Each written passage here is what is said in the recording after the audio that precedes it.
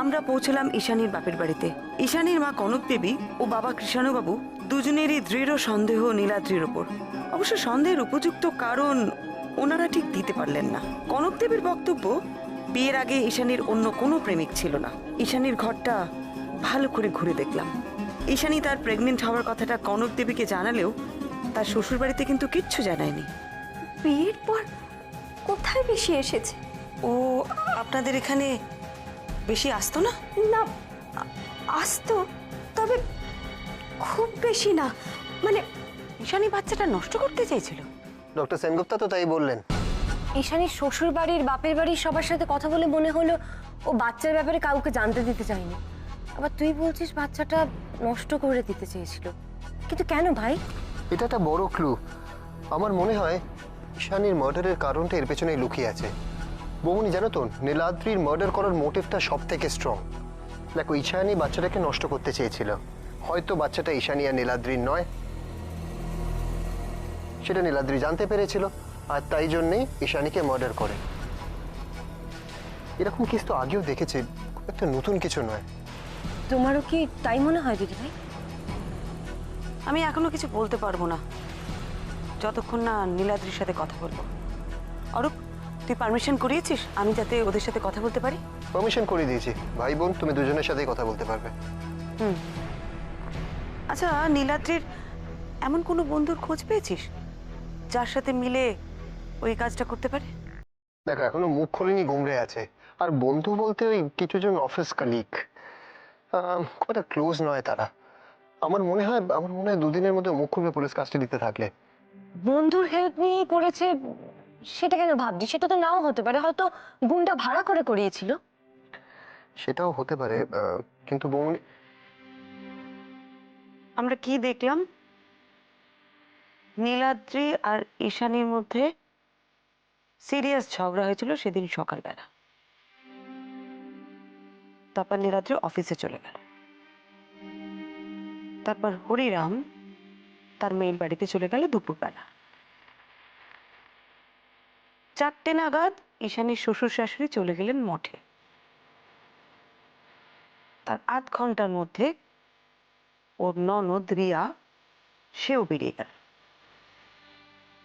ঈশানী বাড়িতে একা।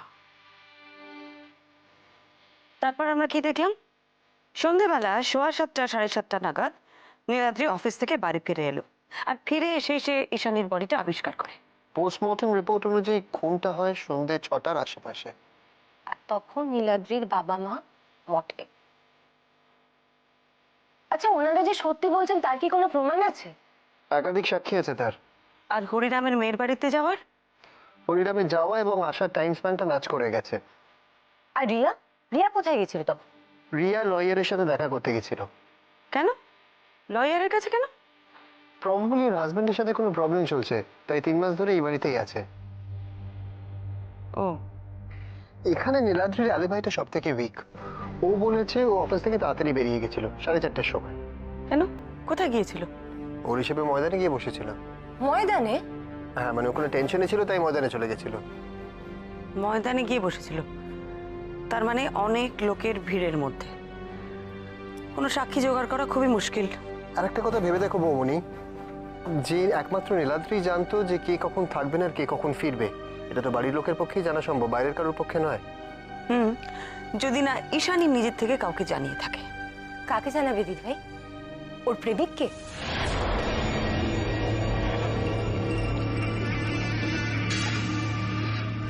অরূপ, ঈশানীর মোবাইলের কল লিস্টে যে নাম্বারগুলো দেখলি তাতে কিছু সন্দেহজনক পেলে? বেশিরভাগ কলই বাড়িতে, কয়েকটা অন্য নাম্বার আছে, কিন্তু সেগুলোতেও যে খুব ঘন ঘন ফোন করতো তা নয়। কিরকম? সবাই ওর কলেজের বন্ধু, তার মধ্যে দুজনকে আইডেন্টিফাই করেছি, দুটি ছেলে। তাদের মধ্যে একজন এমএ করছে, সেই ইউনিভার্সিটি এক্সকারশনে গেছে, কলকাতার বাইরে আছে 1 সপ্তাহের জন্য, পরশুদিন এখানে ছিল না। আর অন্যজন চাকরি করে, ট্যুরে গেছে, আগামীকাল ফিরলে আমি বলেছি দেখা করতে। ঠিক আছে, কাল সকালে আমি আগে নীলাদ্রির সাথে কথা বলবো, তারপর রিয়া।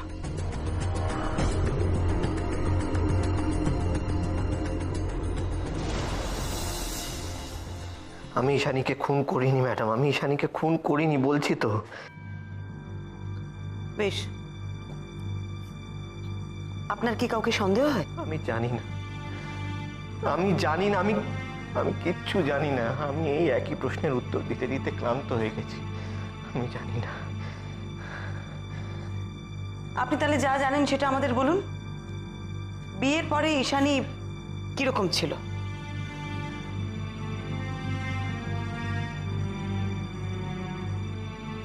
ওর মধ্যে একটু ছাড়া ছাড়া ভাব ছিল, আপনার সাথেও বেশি কথাবার্তা বলতো না, বেশি মিশতো না, এরকমই শুনেছি আপনার বাবা মার থেকে। এর কারণ কি হতে পারে বলে আপনার মনে হয়? মানে সেটা তো হতেই পারে। এই ব্যাপারটা নিয়ে এত কথা উঠছে কেন আমি তো বুঝতে পারছি না কিছুতেই। আমাদের বিয়েটা অ্যারেঞ্জ ছিল, ও একটা নতুন পরিবেশে এসে থাকছিল, নতুন মানুষ, নতুন লোকজন। হতেই পারে যে ওর মানিয়ে নিতে একটু সময় লাগছিল, কিন্তু আমি জানতাম যে আমি যদি একটু অপেক্ষা করি, একটু সময় দিই ওকে, যদি ওকে এটা বিশ্বাস করাতে পারি যে আমি ওকে ভালোবাসি, তাহলে ও নিশ্চয়ই মানিয়ে নিতে পারবে। আর সেই মানিয়ে নিতে ও শুরুও করেছিল, তাই তো? হ্যাঁ, সেদিন রাত্রিরে বাড়ি ফিরে আমি একটু অবাক হয়ে গিয়েছিলাম।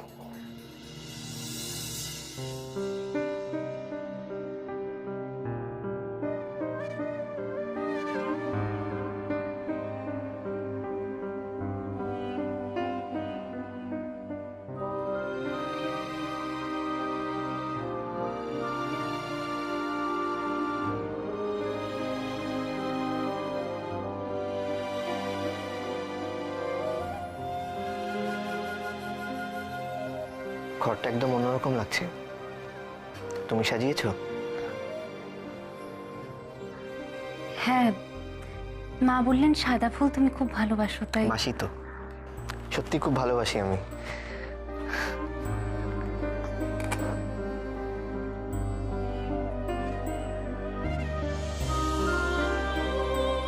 ভালো লেগেছে? হ্যাঁ, খুব ভালো লেগেছে। আর সেদিনই আমি বুঝতে পেরেছিলাম যে ও একটু একটু করে মানিয়ে নেওয়ার চেষ্টা করছে, আমার কাছে আসার চেষ্টা করছে,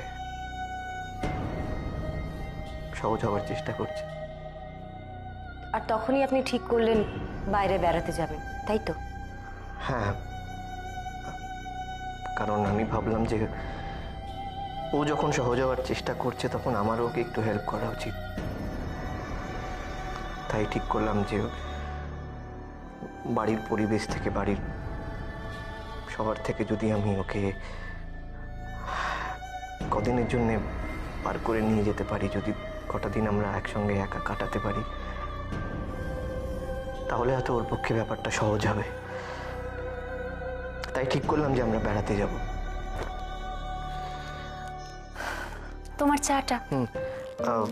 এক সেকেন্ড, আমি এখানে রাখছি। হ্যাঁ।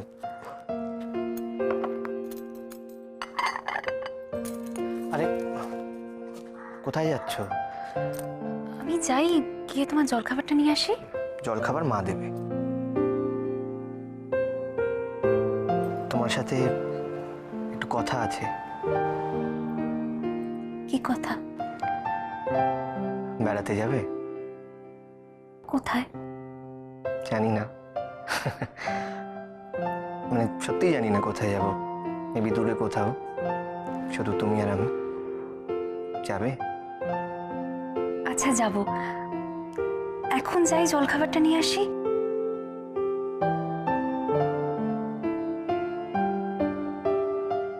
আমি বুঝতে পারছিলাম ও আমাকে ভালোবাসতে শুরু করেছে। তাহলে ছন্দপতন কেন হলো নীলাদ্রি বাবু? কেন ঈশানীকে খুন হতে হলো? মাত্র 4 মাসের বিয়ে এইভাবে শেষ হয়ে গেল? আমি জানি না ম্যাডাম, আমি কিচ্ছু জানি না। আমি তো আপনাকে বলছি আমি সবাই কিচ্ছু জানি না। আমি শুধু এইটুকু জানি যে আমি ওকে খুন করিনি। আমি কি করে ওকে খুন করব? আই লাভ হার। আমি এই কটা দিনে ওকে ভালোবেসে ফেলেছিলাম, আমি ওকে খুন করিনি। এটা একটু দেখুন তো। এইটা এটা কি ঈশানীর? আমি তো পুলিশকে জানিয়েছি, আমি শিওর নয়। ওরই হবে, আর কার হবে? আর এটা এটা এটা আপনার? সেটাও আমি পুলিশকে জানিয়েছি। তাহলে কি এটা ঈশানীর? আমি জানি না, হতে পারে। সেদিন সকালে আপনাদের মধ্যে কি নিয়ে ঝগড়া হয়েছিল? মানে একজন হাজবেন্ড আর ওয়াইফের মধ্যে অনেক কারণে ঝগড়া হতে পারে। তার মানে তো এই নয় যে একজন আরেকজনকে খুন করে ফেলবে।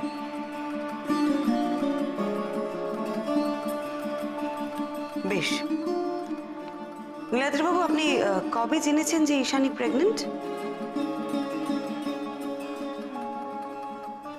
আগের দিন রাত্রিরে ওই আমাকে বলেছিল। আর সেটা নিয়েই আপনাদের মধ্যে অশান্তি হয়েছিল, তাই তো? কি বলছেন আপনি? অশান্তি হবে কেন? কে আপনাকে বলেছে এসব? বলুন, হু সেড দিস? বাচ্চা নিয়ে অশান্তি কেন হবে আমি তো বুঝতে পারছি না। কারণ বাচ্চাটা আপনি চাননি, তাই। কি যা তা বলছেন আপনি? আমি কেন বাচ্চা চাইবো না? আপনি কেন বাচ্চা চাইবেন না সেটা তো আপনি ভালো বলতে পারবেন নীলাদ্রিবাবু। ম্যাডাম, আপনি ভুল বুঝছেন, ভুল ভাবছেন। আমরা বাচ্চাটাকে নিয়ে খুব এক্সাইটেড ছিলাম ম্যাডাম, খুব এক্সাইটেড ছিলাম। তাহলে মা বাবাকে কিছু জানাননি কেন? এত খুশির খবর একটা।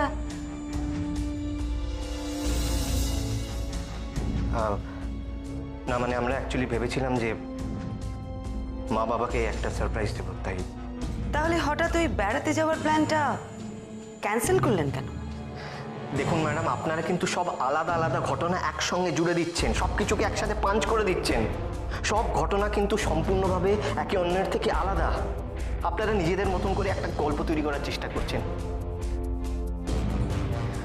বেড়াতে যাওয়ার ব্যাপারটা আলাদা, আর বাচ্চার ব্যাপারটা আলাদা। আমি সাময়িক রাগে বেড়াতে যাওয়াটা ক্যান্সেল করেছিলাম। আপনারা প্লিজ প্লিজ সব কিছুকে জুড়ে দেবেন না।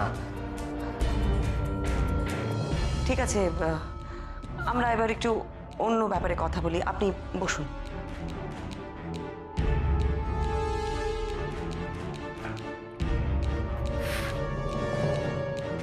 আপনি ঈশানীর প্রেমিককে চেনেন?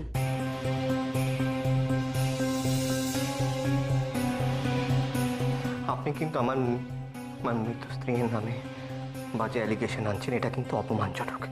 ঈশানী তার ডাক্তারকে বলেছিল বাচ্চাটা নষ্ট করার কথা। আপনি জানেন সেটা?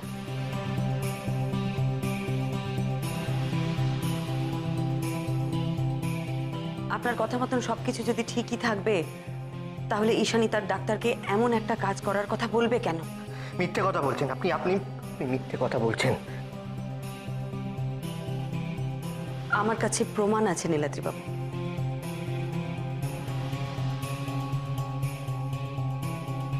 আমি এসবের কিছু জানি না।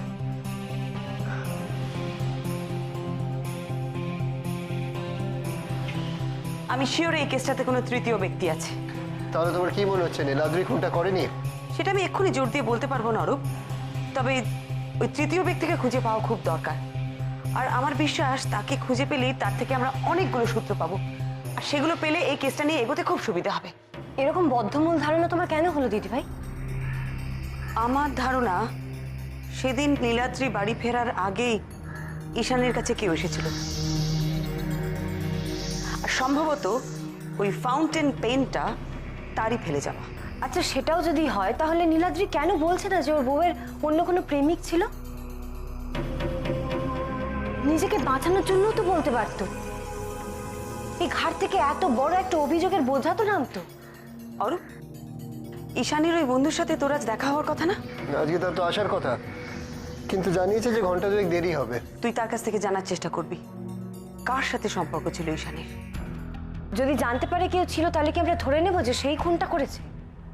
দেখ, খুনের মোটিভ দুজনেরই হতে পারে, তবে সেটা শিওর হওয়ার জন্যে দ্বিতীয় জনকে খুঁজে বার করা খুব দরকার। আবার এটাও হতে পারে যে খুনটা হয়তো তৃতীয় কেউ একজন করেছে। আবার 3 নম্বর কেউ? হতেই পারে। অরূপ, রিয়ার বেল হয়ে গেছে? হয়ে গেছে, কিছু ফর্মালিটিস পুরো করে ওকে রিলিজ করে দেবো। তাহলে আমি ওর সাথে ওদের বাড়িতে গিয়ে কথা বলবো। তুমি ওখানে যাও, আমি এদিকে ঈশানীর বন্ধুদের সাথে একটু কথা বলি। চল।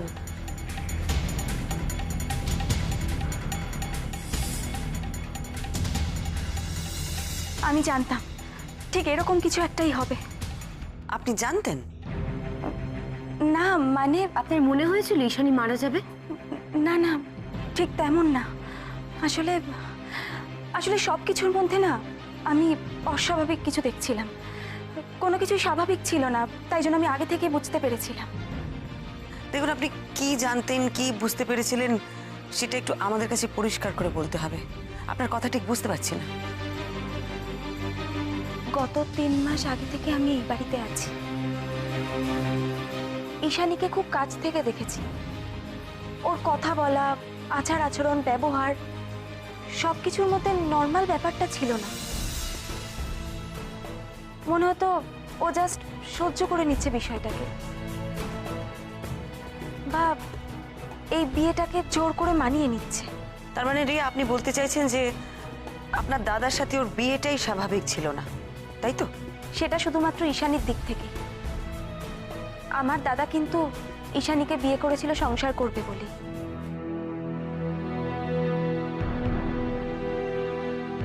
ঈশানীর মধ্যে আপনি এমন কি দেখেছিলেন যার জন্য আপনার এরকম ধারণা হয়েছিল? আপনাদেরকে ভরসা করে একটা কথা বলতে পারি? আশা করব এটা নিয়ে আপনারা কোনো গসিপ করবেন না। গসিপ করাটা আমাদের কাজ নয়। আমাদের কাজ ঈশানীর আসল খুনিকে খুঁজে বার করা। আপনি বলুন। আমার দাদা আর ঈশানীর মধ্যে বিয়ের পর থেকে নর্মাল হাজব্যান্ড ওয়াইফের মতো রিলেশনটা ছিল না। ঈশানী তো কখনোই আমার দাদার ওয়াইফের মতো বিহেভই করতো না। সবসময় আমার দাদাটার কাছ থেকে দূরে দূরে থাকতো। নিউলি ম্যারিড কাপলদের মধ্যে যে উষ্ণতা থাকে সেটা সামহাউ ওদের মধ্যে মিসিং ছিল। দাদা ওয়াইজ ডিপ্রাইভড। কিন্তু আমরা তো আপনার মায়ের কাছে শুনেছি ওদের সম্পর্ক আস্তে আস্তে ভালো হচ্ছিল। ওরা বেড়াতে যাচ্ছিল, ঈশানী প্রেগনেন্ট ছিল, ওদের সন্তান আসছিল। ওদের সন্তান? সে সম্পর্কে আমার যথেষ্ট সন্দেহ আছে।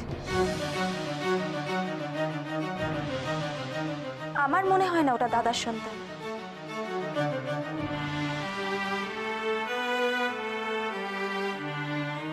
রিয়া, এই কথাটা আপনি বলছেন, আপনার দাদা কিন্তু এই কথাটা বলেননি। দাদা দাদা কোনোদিনই কিছু বলবে না। তাহলে যে ঈশানীর সম্পর্কে সবাই খারাপ খারাপ কথা বলবে, ঈশানীকে সবাই অসম্মান করবে, আমার দাদা সেটা সহ্য করতে পারবে না। বড় অদ্ভুত আমার দাদা। বেশ, আপনার দাদা না হয় পুলিশকে কিছু জানায়নি, কিন্তু আপনি আপনি কেন চুপ করেছিলেন? আপনি সবকিছু জানাতে পারতেন। পুলিশকে জানালে কি হতো? স্ক্যান্ডাল হতো না?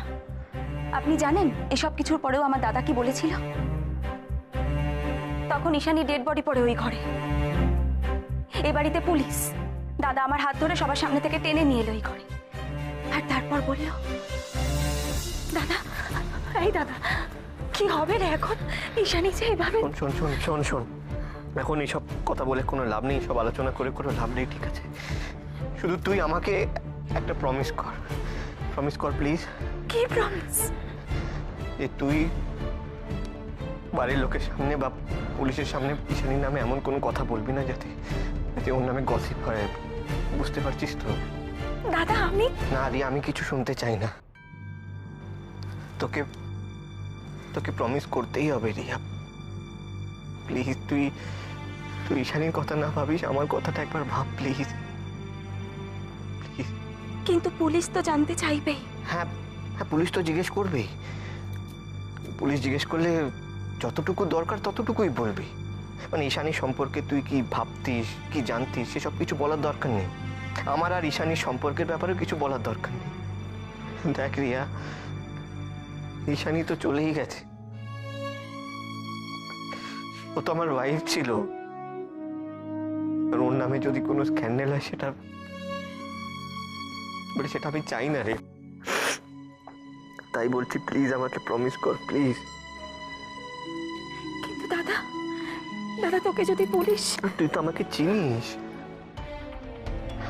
রিয়া, আমার কিচ্ছু হবে না রে, আমি তো কিচ্ছু করিনি। চিন্তা করিস না, একদম চিন্তা করিস না। আমার কথা ভেবে পুলিশকে কিছু বলার দরকার নেই। তুই আমাকে কথা দে প্লিজ। রিয়া, এই কথাগুলো পুলিশকে না জানিয়ে আপনি কার বিপদ বাড়িয়েছেন জানেন? আপনার দাদার। আমি জানি, কিন্তু এতদিন যে আমার নিজের মাথাও ঠিক ছিল না। পুলিশ আমাকেও অ্যারেস্ট করে নিয়ে গেছিল। কি করব এই সিচুয়েশন আমি কিছু বুঝে উঠতে পারছিলাম না। কিন্তু না, আর চুপ করে থাকবো না। এবার আমি সবকিছু বলবো মিসেস মিত্র, সব যা জানি আমি সব বলবো। আমার ওই অসহায় নির্দোষ দাদাটাকে চোখের সামনে শাস্তি পেতে দেখতে পারবো না, কিছুতেই না।